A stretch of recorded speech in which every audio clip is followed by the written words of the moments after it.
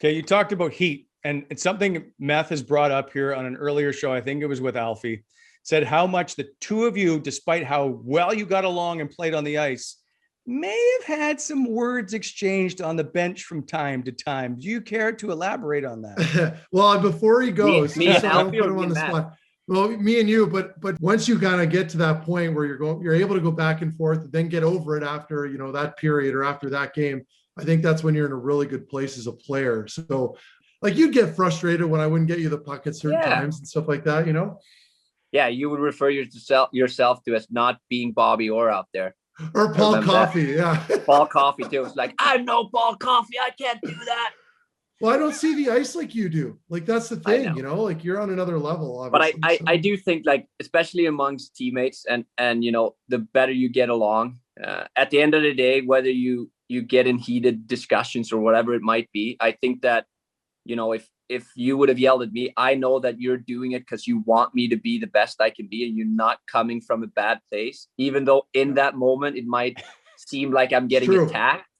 Yeah. And I think that, that's just something that you develop over the course of the years and as you play, alongside each other for so much. So that's why I think that, especially you and I, we could, be mad at each other for 10 seconds. But I loved it. At the 15 seconds, we were best friends again.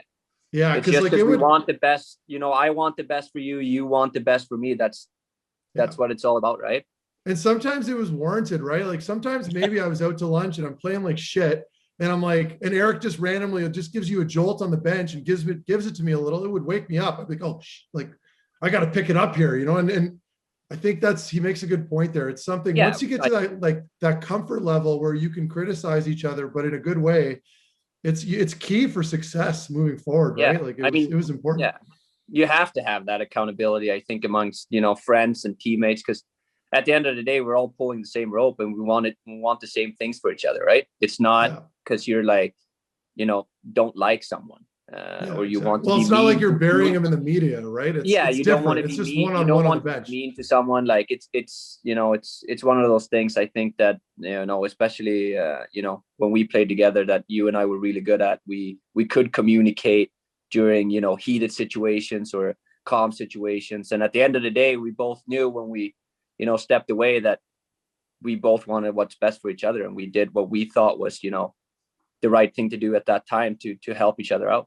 Yeah. Now, this may not be fair because he's on the screen with you, but how much did Meth help you win Norris trophies? Oh, Meth is great.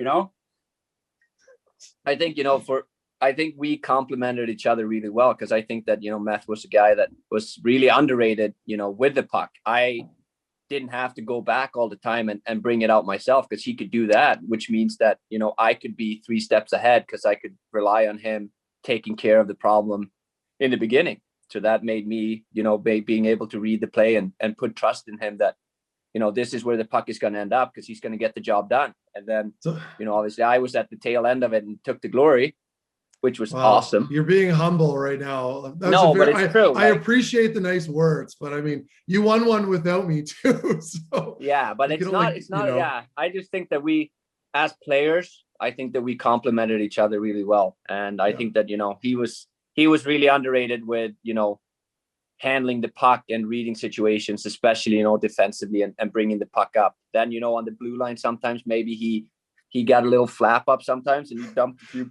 many. The horse blinder. Yeah.